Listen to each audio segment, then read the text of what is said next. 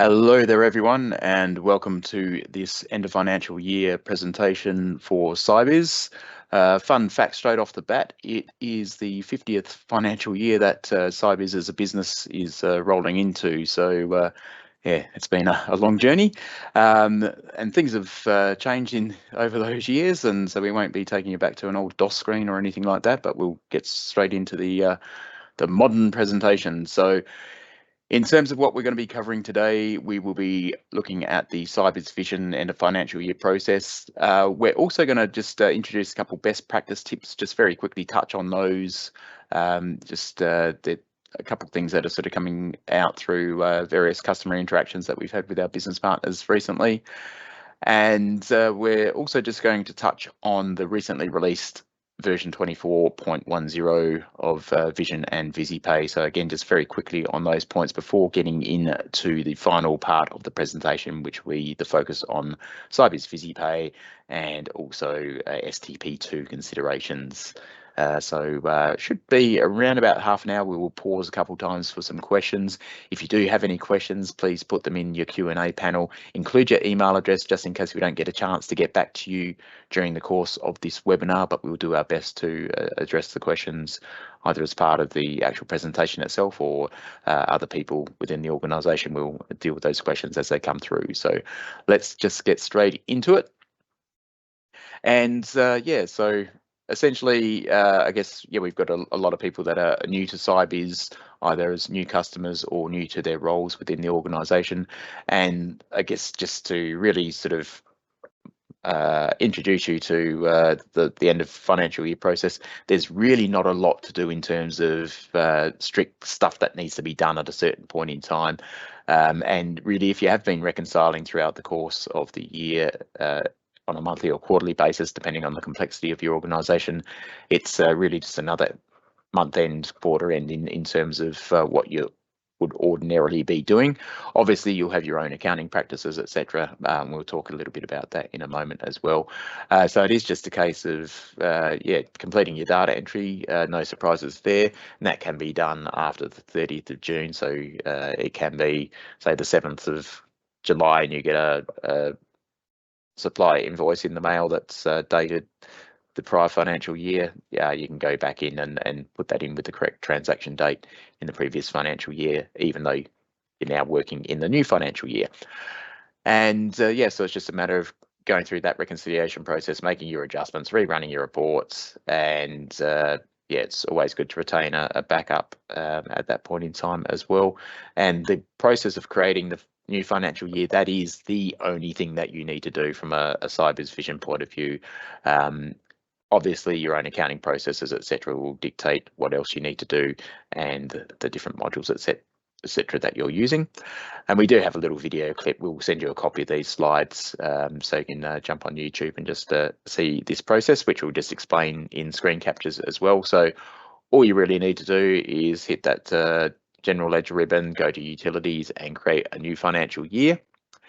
And then what will happen is you'll get prompted about the dates with that new financial year.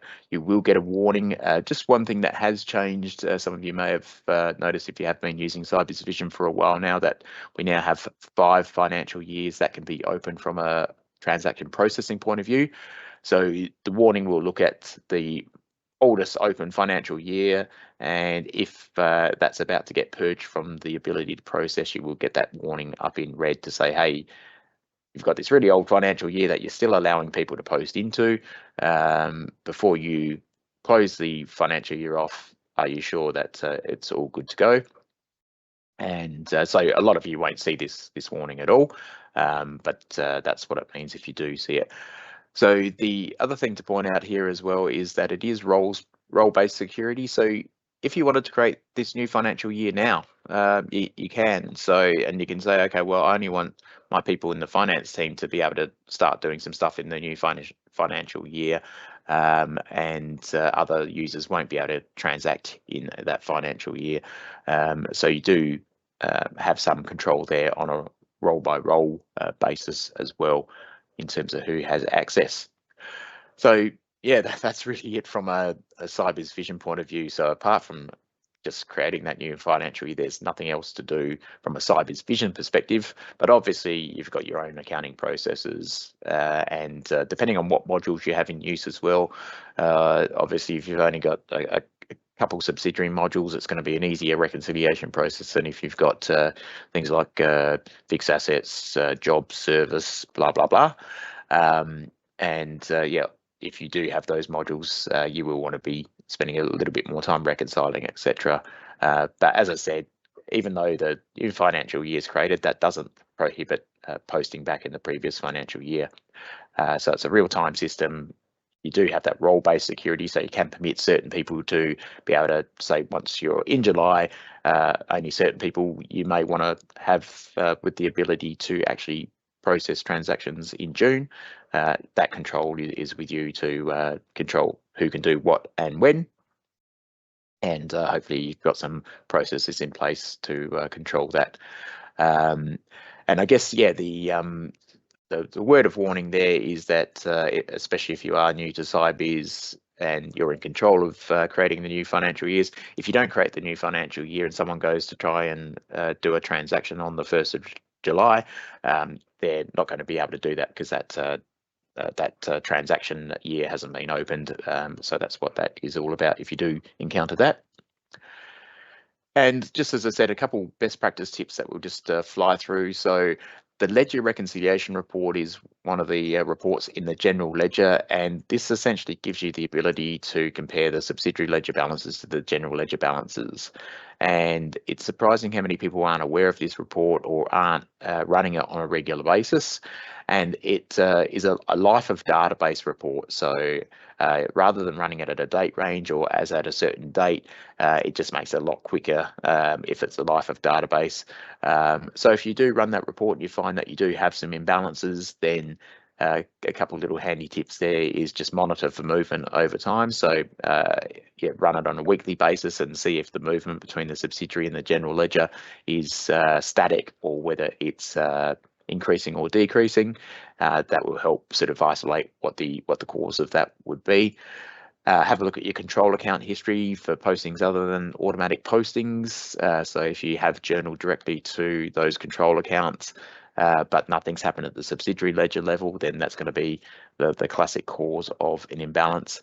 And essentially the ledger reconciliation report is, even though it's a life of database, if you did want to have a look at a particular point in time, you can run a trial balance for a certain month and then run, say, the debtors or creditors age balance report for that same month end and do your comparisons there as well.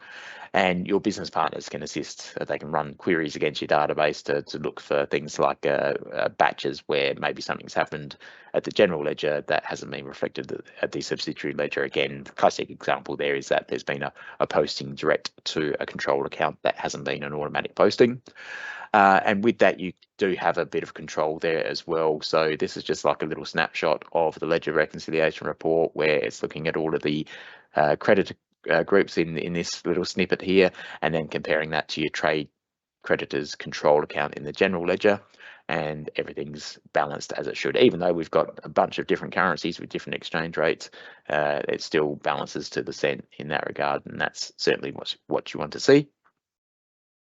And as I mentioned, if you do want to get more control over that process and just have your control accounts allowing automatic postings only, that just makes it a lot harder. If someone does want to do a journal against the control account, they can certainly come in here and temporarily allow the journals to occur, but at all other times it would be automatic postings only.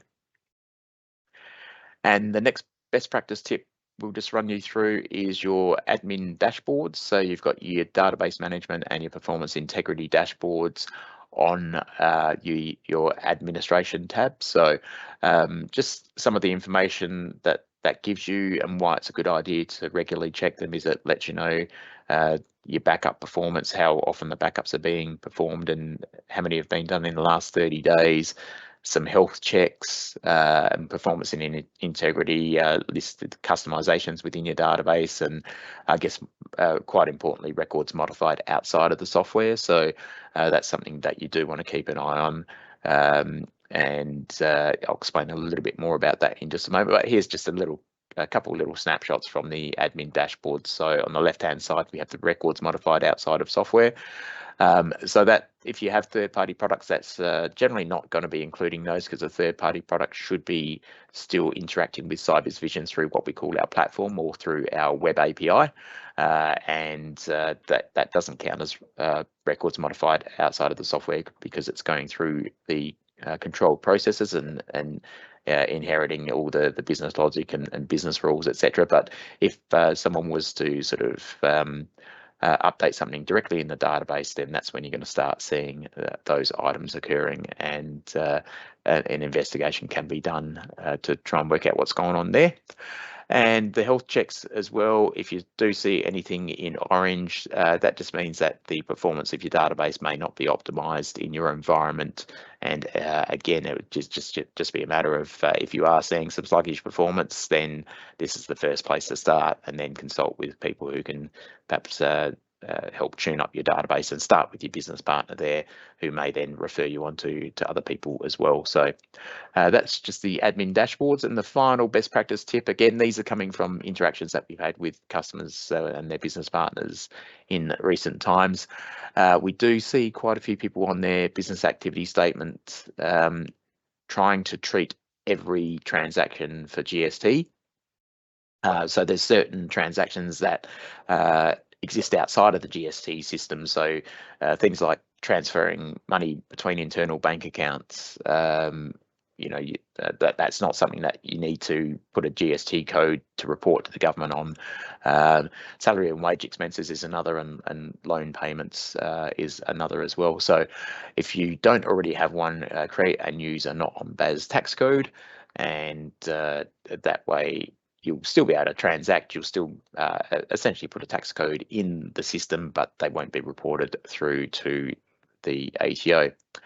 And a little bit more information on that, if you just use your favorite search engine and just type in ATO not reported on the BAS, and then go to the official ATO link there, you'll get those items there. So that's a little bit of a handy tip as well. In terms of Sybiz 2410, this is for both Vision and Visipay. We've got a bunch of new things that have come in 2410.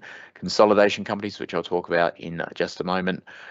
Stock transfer orders, and part of that is in transit locations. There's some more transaction management grids, and a few other bits and pieces there. From a Visipay point of view, we have just done a refresh of the public holidays, so that's important for those of you that are using the leave management functionality within Sybiz Visipay. And in the last 12 months, there's also been some additional improvements. We're making it harder to roll without reporting your STP, so there's a few more hurdles to jump, and that just limits the ability for someone to inadvertently roll before they have done their reporting. And there's also the staff type export import, which we'll talk about specifically in the Visipay section. And we've added the child support reporting via STP2 as well. And another thing which we'll talk about later as well is that we have streamlined the process for your final event notifications through to the ATO as well. But just because it's relevant at this time of year, the one big thing that we've added into 2410 is the general ledger consolidated reporting. And in the run through of these slides, I've had to try really hard not to swear, because it is very awesome, and I use a different word, not very, when I was doing the run through. And this is something that I've personally wanted to do myself, and it took me 2 hours on Wednesday morning to do all of the preparation work that I needed to do to consolidate 5 companies with 3 different end of financial years and 3 different base currencies within the Sybiz group. So that was a really good investment in time. And basically on a daily basis now, I can press a button that takes less than 10 seconds, and I've got up-to-date consolidated reporting across the 5 companies that I'm consolidating. So for those that do have multiple companies in their group, even if they are in different countries, this consolidation reporting is something to take a really good look at. We did run a masterclass last month, specifically looking at the general ledger consolidation, and it was introduced in Sybiz Vision 24.10. So it is relatively recent. So if you're not on the current version, you won't have anything at your fingertips about the consolidation. But yeah, as I said, it's a very awesome tool. And for those of you that have been involved in sort of doing manual consolidations in the past and rekeying stuff into Excel, and then suddenly a transaction changes or you want to do a different exchange rate, it does take a little bit of time to do that. But this consolidation process within Sybiz Vision now, just once you've done that preparation work, it's absolute breeze just to update your figures and get up-to-date consolidated reporting across your group of companies. And with that, before we get into Visipay, I'm just going to take a slight pause just to check in on some questions. Okay, this is one we actually had through the registration process as well, but I can see it's popped up with a few other people just around fixed assets and the end of financial year process. Essentially, there's nothing from a Sybiz Vision perspective that you need to do over and above what you'd normally do on a monthly basis, assuming, say, for example, you do your depreciation runs on a monthly frequency at the bare minimum. Of course, you can do that on an annual basis, and so in that respect, as long as you're doing your transaction processing. So again, doesn't matter what ledger you're talking about, you still need to complete your transactions for the financial year. But yeah, from a Sybiz Vision perspective, there's nothing specifically that you need to do from a fixed asset perspective. But again, according to your accounting policies, and you might have your company depreciation books and your tax depreciation books, so you may want to do a little bit of a reconciliation there, especially if in your management accounts you're not taking advantage of the instant write-off for assets, whereas from a tax depreciation point of view you are, so you will get a mismatch between those two calculations. But so you might want to sort of wrap your head around those kind of things at this point, and other things like pooling assets and things of that nature. Again, nothing specifically related to Sybiz Vision, more your internal accounting practices. And just we've got a question on the consolidation. Let me just, okay. I think, yeah, sorry, just interpreting this question. I think what they're asking, and apologies if this is your question, is if you're not currently on version 24.10, or if you don't have that version installed before this financial year finishes, can you still consolidate this current financial year? The answer is yes. So for example, with our own group of companies, we consolidated 10 years into the consolidation company, and so yeah, obviously those previous financial years were before 24.10 came out. So yeah, it doesn't matter at what point in time you go onto 24.10. Obviously, until you go onto version 24.10, you won't be able to take advantage of the consolidated reporting. But if you really wanted to do your consolidated reporting at the middle of next month, as long as you're on 24.10 by that time, you've got the ability to do that. So okay, I'm just going to move on now to Visipay. So for those of you that are here primarily or specifically for Vision, you're welcome to hang around, but yeah, you can certainly tune out now if you want to. And thank you for attending. And as I said, if you have other questions that we haven't got to, if you include your email address, we'll get back to you on that front as well. And that includes anyone that is watching this recording. If you want to send a question through the Sybiz website contact form at sybiz.com, certainly do that, and we'll look to address that. And we may direct you to your business partner if it is a very specific, detailed question. So thank you again, and all the best for the new financial year. For those that are sticking around for Visipay, let's get into it. And there's a couple other bits and pieces relating to Visipay, because there's a lot more that's happening from a legislative point of view in Visipay, or the payroll space rather, compared to the accounting space in Australia. Certainly other jurisdictions have got a lot more happening in the accounting space at present. But yeah, essentially one question we get quite a lot this time of year is, what version should we be on for the end of financial year? And we generally always say you should be on the latest version available at the time, and so that is 24.10. There was an upgrade to Microsoft SQL minimum requirements from a Sybiz perspective prior to the release of version 23. So if you are still constrained, if you haven't done your SQL upgrade yet, your SQL upgrade yet, then 22.23 is the latest version that you'll be able to run on those older versions of Microsoft SQL. But yeah, certainly you'd want to be on those versions for the end of financial year. If you are on an older version, don't worry, the tax scale updates are version independent, so that mechanism works irrespective, so don't worry too much about that. But there are some key differences in terms of some new functionality that's been introduced in the STP and also superannuation space since we released version 23. So the superannuation update, this is subject to anything happening from a legislation point of view. This is the penultimate update in the current pathway through to 12%. So this year we are going from 11 to 11.5%, and the ability to export your staff types, update the ESG amount and import that back in, that was released in 23.10. So if you're on that version or above, you will have that processed to make your life easier if you do have lots and lots of staff types. And the thing I should just point out as well is that this isn't an automated process, because unlike tax rates that are sort of that's the prescribed rate from the ATO, the ESG amount is essentially the minimum percentage. So some employers do pay above that. Some employers have gone to say the 12% ahead of time. So if we change their 12% to 11.5%, then that's not the outcome that they want. So,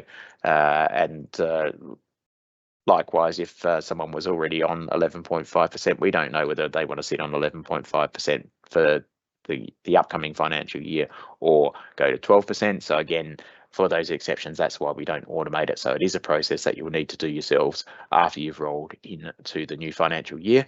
And if you are making use of the superannuation quarterly contribution base, that is also increasing to 65,070, and that is adjusted in the staff types as well, which can be done manually if you're on an earlier version than 23.10, or you can include that as part of your export import as well. And we do have a video clip of that in the What's New and on our website for the ability to do that export import if you're on 23.10 or above.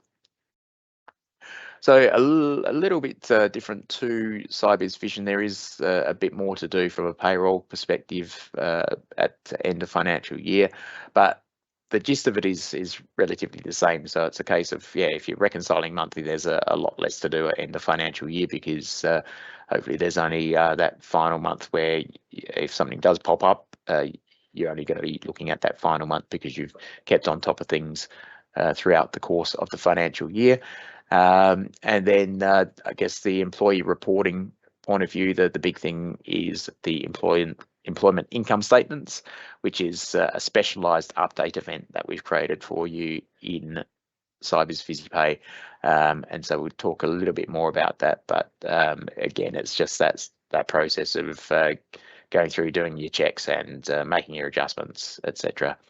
And then what we recommend with Visipay as well. So with Vision, it doesn't really matter when you create that new financial year. If you really wanted to, you could create, the next financial year as well at any point in time in Vision. But Visipay is a little bit different. So what we recommend, just to keep your current financial year as open as long as possible, is just do your rolling into the new financial year just prior to your next pay run, depending on how much work that you need to do in terms of updating rates and things like that once you roll.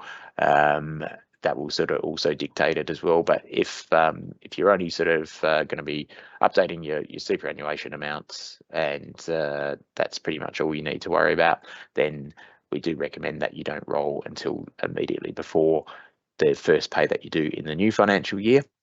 And if you are new to Sybiz Visipay, your Sybiz business partner can assist. I recommend getting in touch with them proactively if you do need some assistance there because they book up very quickly this time of year.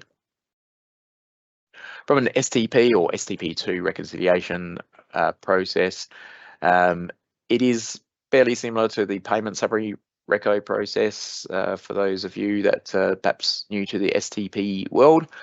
And we do have an STP2 reconciliation report, and you run that for the entire financial year, and that just gives you your figures there. Yeah, one thing that hopefully people have got used to this now, but there was a lot of confusion in the old payment summary days where people thought, okay, well, I could sort of do a pay on the 2nd of July, but because that sort of that pay week started in the previous financial year, it belongs to the previous financial year. That is not the case. If the pay date is in the new financial year, then that is the financial year in which the reporting is to occur. So that's not a change under STP, it's just a change in some people's perspective where they got away with doing what they were doing under the payment summary regime because there wasn't that sort of real-time reporting. But under STP, there are some constraints there. If you pay people in the new financial year, it's reported in the new financial year. If you aren't using the software for your fringe benefits and reportable super contributions, they're handled through the balances tab on your employee records, and that's the same under STP as it was under the payment summary regime as well. And then the big thing from a Visipay perspective is the final event indicators. So this is something that we've made a lot easier in recent versions because previously what was happening, we were seeing that around about sort of 10-15% of people were sort of struggling with this process because throughout the course of the year, if they're doing, say, weekly pays, the 52 times a year they come in to do their STP transfer, it's pretty much, put in your password, click the button to say that it's all legit, and click the submit button, and it's all done. But when you're doing that once a year final event indicator process, it was a little bit counterintuitive because none of the employee records were pre-selected. You could select them all, but it was throwing a few people. So what we've done now is basically automated that even further to say, hey, look, you've chosen the employment income statement. We're pretty sure you want to report that for every person that's been paid this financial year. So we're automatically selecting those employees that have been paid this financial year. So that's something that came out in version 24.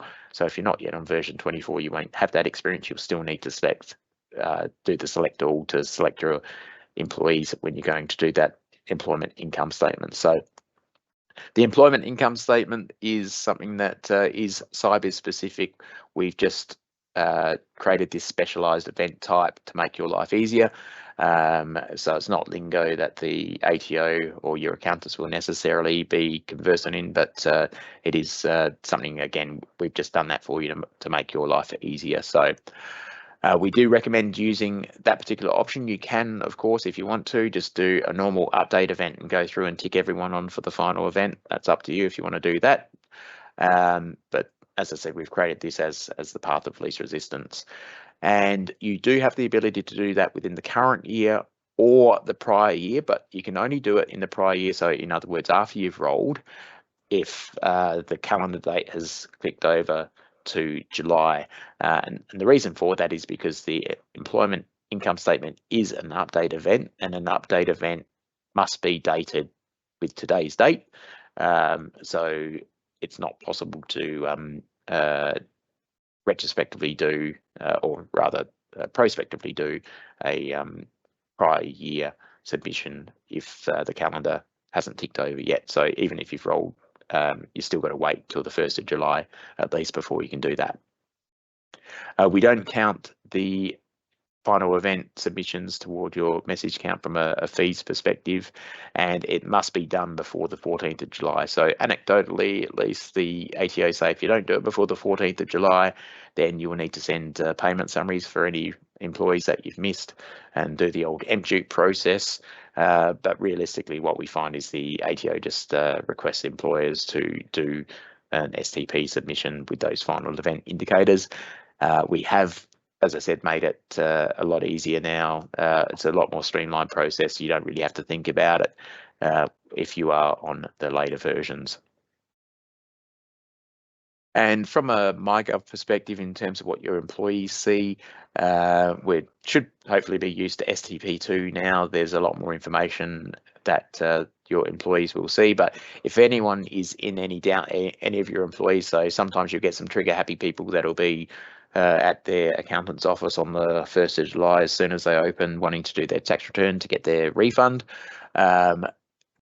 Really, the final event process is to flag the events as flag the employees' STP records as tax ready, and that means they can then have the autofill, etc., go through to the tax return process with their accountants. Yeah, so that's the important thing from the employee's perspective. So sometimes you will get employees that'll, as I said, race straight to their accountants. It is still possible for them to do their tax return, but it's not as easy because they don't get the pre-fill because their records aren't tax ready. So occasionally we do get reports of people saying that their information isn't finalised when they go to their accountant, but their record is tax ready. So that's outside of our control. That's more an ATO or accountant side of things. But by all means, if you do get any inquiries from your employees, send them to their MyGov account and get them just to double check to make sure that their pay information is tax ready prior to lodging their tax returns. After you've rolled into 24-25, that is the time to put in your superannuation updates, which we covered earlier. And the tax rates are changing for 24-25. It's been, I think, 3 years since we've had income tax rate changes. The STSL, the old HEX Help SFSS, those rates change every year, so we're used to those ones changing. But if you are new to Sybiz Visipay, or it's one of these once a year things and you forget how it all works, Visipay will go and fetch those new rates and update them upon rolling into the new financial year. So what will happen there is when you go to process your first pay, you'll get a prompt to update those rates if you've not received that prompt already. So that will allow those new rates to go through to the system. So yeah, just in summary, so unlike Vision, there is a little bit more to do in a Visipay perspective, and it is mainly around sort of updating those rates and doing your final events prior to the 14th of July. And again, just to reiterate that the tax scale update, the first that we've had in a few years, that is something that is automated for you. Just one thing to point out though, there are some, I guess, issues that can arise if your IT companies have made changes to your firewall and your system can't actually see the Sybiz website. Then that means that those tax scales won't come down automatically, and then it's just a matter of getting an exclusion put in your IT rules to allow that communication to occur. So if you do get into some issues there, you can contact us or your business partners for some specific advice around that. So that is I guess the exception to the rule in terms of that automation of the tax scale update. And in terms of what's coming up from a payroll perspective, there's the super on the paid parental leave, but that's still a year away. The good news is that the ATO is going to pay that directly to the super funds. So as an employer, there's nothing really for you to worry about at this point in time. Obviously, if things change between now and when it goes live, we'll let you know, and there'll obviously be other communication from the ATO, etc.